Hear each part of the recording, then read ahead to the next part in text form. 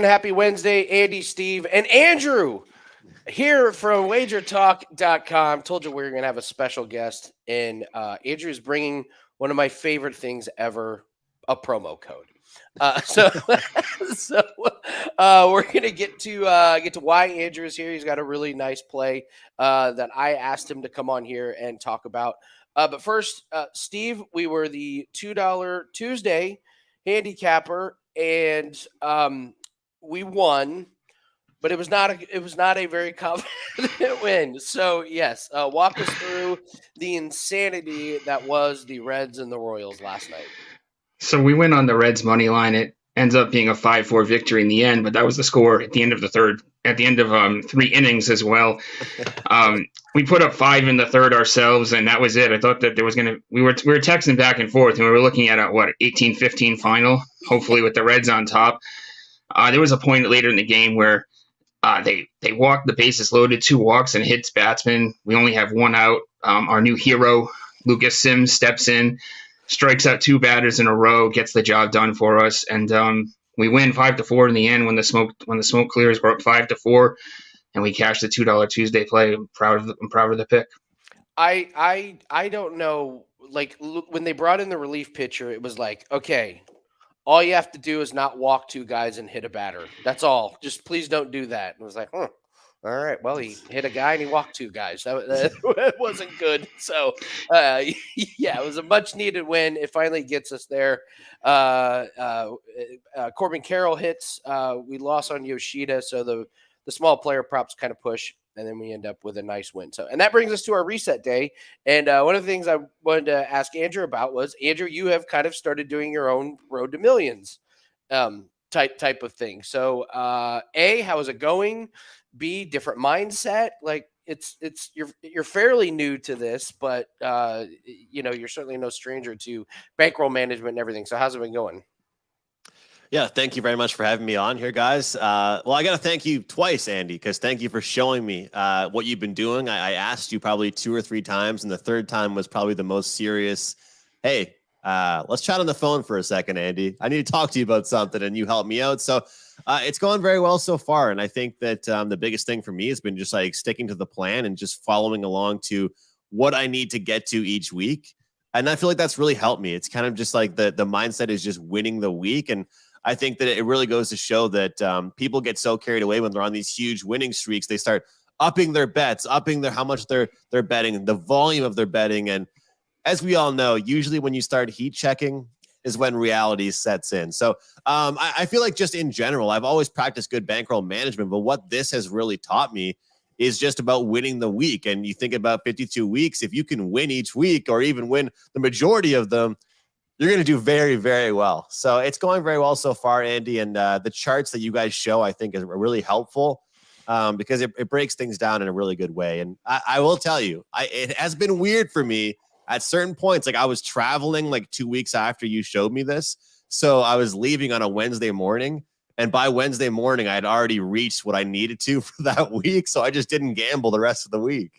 It's relaxing, isn't it? Like, it's a great feeling. It's a really good feeling. So, all right, speaking of charts, let's go ahead and look at, this is our bankroll reset day. So we're going to pull up the chart here and take a look at it. So last night was a big one. There's no doubt about it. So if I want to pull up what we've done here, we need to get 2 plays graded. So we did hit on our wager talk plays, we did hit our 3% mark. So if we went to look at the chart here for my bankroll, I unfortunately did not put in one of the tennis plays yesterday that won. So we look here. Last week we started with 3,300, 207, and so we had a winning week.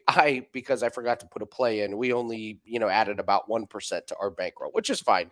So after all is said and done, we're at 33,462, and we look over here at this other column, 31,671 is where we're supposed to be at. So we're call it 1,900, 1,800 ahead. So we're doing really good. So since it's our reset day, we look at this 33,462. We need to make another $1,000 for our 3%.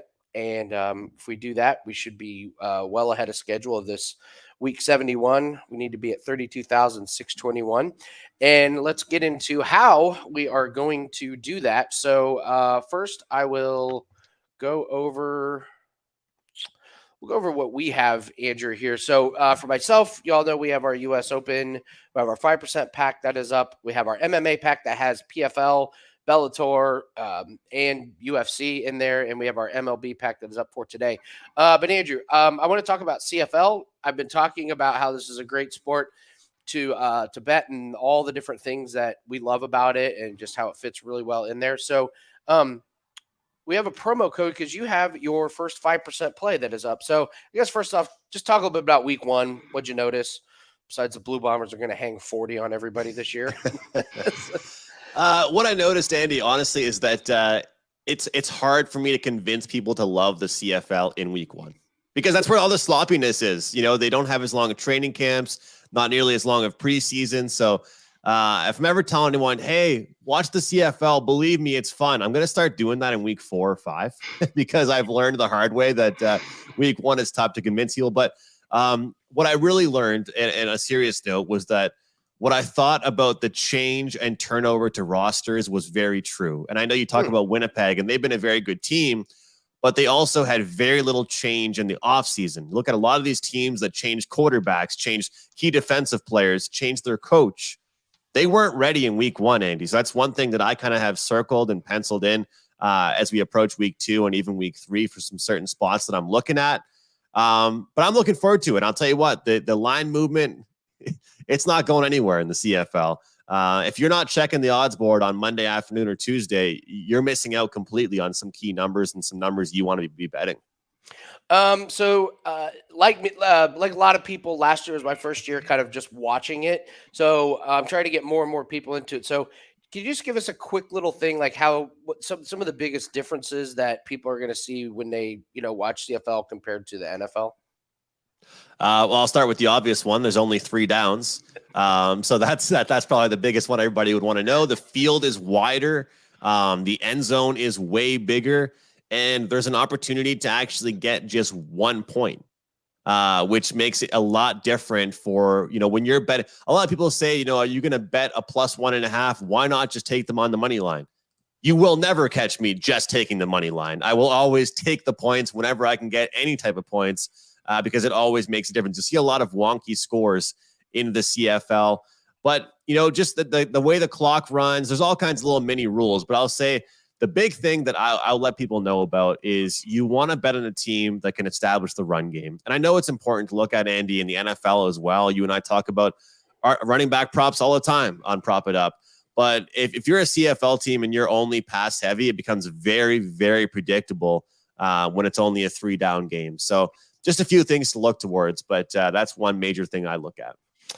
And then finally, can you give us just a little bit on some of the teams? We mentioned the Blue Bombers. They're just high flying. Their offense is awesome. And then there's some other teams whose offenses are not high flying. So can you just give us a little bit on some of the teams? Yeah, we'll start out west. We've got the Winnipeg Blue Bombers, Calgary Stampeders, BC Lions, Saskatchewan Rough Riders, and Edmonton Elks. And I'll pretty much say that what I just listed there is probably the order of how much I like those teams, not personally as far as how my beliefs, but just confidence level in these teams. Look, Winnipeg has been running the show. For anybody new to CFL, Winnipeg's been running the show for many, many years. Calgary was kind of the old team that used to do that, and now they're trying to make their way back. BC, I think, is that team that's just knocking on the doorstep. They had a quarterback actually play so well last year. He signed with the Jacksonville Jags. People were worried about how well they would be doing this year with him being gone. And we saw in week 1, they're going to be fine under Vernon Adams Jr. And then the West Division, it's pretty much a battle of the worst between Saskatchewan and Edmonton. But as I want to say this, Andy, if you're betting the CFL, wait till later in the year. You can start getting some really big point spreads. Like last year, the Edmonton Elks were one of the worst teams that were bearable to watch. But they're one of the best ATS teams later in the year. And that's all we care about when we're betting on football is covering the number. I don't care if you win.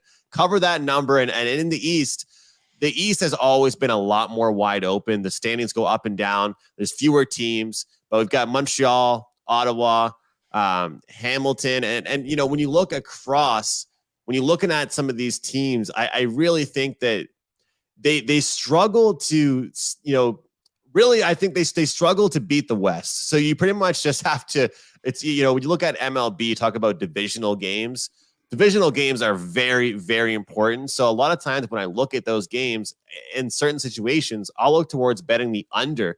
There's a lot more cautiousness and they run the ball a lot more and they don't really take as many chances because they know how important these kind of interdivision games are. Yeah, when I watched it, I had to get used to a few things. I mean, the wide receivers, man, they just don't catch the ball nearly as good as the NFL wide. I think you realize how amazing the NFL wide receivers are when you watch CFL. There's a lot of really good passes that just don't hit the mark and everything. And the two downs is really, really fascinating and interesting. But the other thing, that 1 point and some of the different ways that they score, like no spread is safe or no total is safe because you end up with these really wonky, like, oh, it's 20-15. You're like, how do you end Yeah. up with that score? But weird scores like that we're not used to in the NFL, Yes. you just kind of have to get used to, and and comebacks too, Andy. Oh my God. Because we all know this. I mean, we see comebacks in the NFL, but the three of us have all been watching a Thursday night football game, and with 6 minutes to go in the game, it's over. Right. Like, this team has some capable running backs. They're going to do their thing, and run the ball slowly up the field. In the CFL, with it being a league that you can go 2 and out, with the way the punting rules work, it's a league that comebacks can happen, which are very good if you have a big point spread. I love taking these big numbers because the back door is always open in the CFL. Yeah, it really is. It really was. There were a few times last year where I was like, well, this bet's, dead. And then like a couple of people on Twitter like, no, just watch, make sure you watch the second half. And then massive comebacks. It happens all the time. So it can be a blessing and a curse. Like if you're up big, don't turn off the TV. But if you're down big, you don't have to turn off the TV. So I love the CFL from a betting perspective. I think my favorite last year was the West versus the East. That just kind of became a pretty safe kind of betting strategy. I love that there's not too many games. Love that the teams are pretty easy to follow. I do like the TV and the production side of it. I think they do a really, really good job. It's not too confusing. I could do without some of these reviews on pass interference. Those are as frustrating as they have too much fun with those. They have too much fun. It's good to have because it saves some plays, but they use them way too much. I know. And it's, again, if you're on one side and it goes your way, great. If not, you're just like pulling your hair out. So, real quick, Andrew, you got a promo code. Tell us about your 5% play, and just what do you got for this week? Yeah, thanks, Andy. Promo code CFL15 takes $15 off the 5% play, of course, going this weekend. And that one kicks off on Thursday. So don't miss it. Don't wait till the weekend to look to grab it. CFL15 on a 12-6 run, of course, dating back to last year with CFL Best Bets. And this one stuck out to me right away. And I was messaging you yesterday, getting ready to do the analysis, and quite a bit written in there as well. And I will say that week 2, everyone talks about in football, is a week of overreaction. So I tried to find some really good spots for us to either realize, did a team play poorly because they're that bad, or they're much better than they played, or vice versa. So I think I did a good job of finding that. And I appreciate you guys having me on. So I will say my free play of the week this week is over 46.5 Hamilton and Toronto. Nice. Okay. You got a free play there. I wanted to have Andrew on because I believe in betting in the CFL, and I've already played this with my own money. This is absolutely part of my bankroll on the road to millions. So if you guys are wondering if I'm playing this, I already have. So go ahead and use a promo code, grab that. And Andrew got that promo code literally 30 seconds before we started recording. So it's an exclusive promo code. You heard it here first. So awesome stuff, Andrew. Appreciate it. If you want to hang on for just a second, we're going to go over a couple things and then we'll do our free play. So Steve, real quick, we lost Marcus Simeon. Dang it. We always talk about when the line moves on a play, when you're playing these streaks and the line moves, you gotta jump off. So talk to us about that category. We cashed with Carroll, but it looks like we might be done with Simeon, huh? Yeah, Simeon got bumped up to 2.5, so um, it's at plus money still, but we're off the train there. We're looking for the 1.5s with this runs plus hits plus RBIs category. That way, it only takes a hit and an RBI or a hit, and then getting driven in yourself to cash the play. Carroll cashed for us no problem last night because he hits a home run, so that's a no sweat, But obviously, the home run gets the job done for the 2.5 as well. But it just seems like these 1.5s are what we're targeting. And unfortunately, Simeon was great for us when we had him, but unfortunately, we lost him. And it is crazy. What do we talk? We always talk about like when you have a streak that you're playing the overs and then the books bump it up. Not only do you jump off of it, but we should just play it under. It's like whenever the books make that move, and sure enough, the under hit last night on Simeon. Yeah, that consistently happened to us in the NBA, where once the number moved, when we've been riding a streak on a player prop and the number gets moved even a point, it seems like, or a PRA gets moved a 1.5 or even a point. We've noticed that game, it seems like inevitably just it's a loss for you. You know what I mean? And we lost that last one with Simeon. He went 0 for 7, left runners in scoring position countless times. He came up late in the game with a chance to tie the game if he had hit a home run, and the next day it moved up. Weird that it moved up after an 0 for 7 performance. It moves up to 2.5. It makes no sense whatsoever, but we're off the Simeon train, and looks like we're riding with Carroll and some others moving forward. Yeah, so let's go ahead and do a free play here. So we'll pause here a little bit, and then we'll just jump right into the free play here. What's going on, guys? Andy, Steve, and Andrew from wagertalk.com. Got a few things to go over here. One of them is a free play, but Andrew was nice enough to join us. He's got a 5% play. You can use the promo code CFL15. That's CFL15 to get Andrew's 5% CFL play. I asked him to come on here because betting on the CFL is profitable. This is a great play. I've already played it. You all should as well. And Steve, great job cashing the $2 Tuesday play last night. But along with the $2 Tuesday play, we hit a player prop, and we're going right back to it. So Corbin Carroll, this guy's a monster. Give us a little bit on Corbin Carroll and why we're going to come right back to him again. Yeah, so he's the rookie from the Arizona Diamondbacks. We cashed this ticket last night with him hitting a late inning home run. We're looking for the over 1.5 hits, plus runs, plus RBIs. So like we always say, a bloop and a blast, a bloop and then someone driving you in gets you there. I shouldn't say a bloop and a blast. But anyway, he's hit this in 9 of his last 12 games, 65% on the season. And he's facing a tough lefty tonight in Suarez, but he actually handles his own against left-handed pitching, batting .303 against lefties this season. So he holds his own there. And then the Phillies' pen is a below-average pen, so I'm expecting him to get some chances later in the game as well. We'll continue to ride the streak here with Carroll today, going over 1.5 hits, plus runs, plus RBIs. Yeah, he's been great. Hopefully they keep this number at 1.5. We have our U.S. Open 5% play and 3 other plays attached to that. That is up.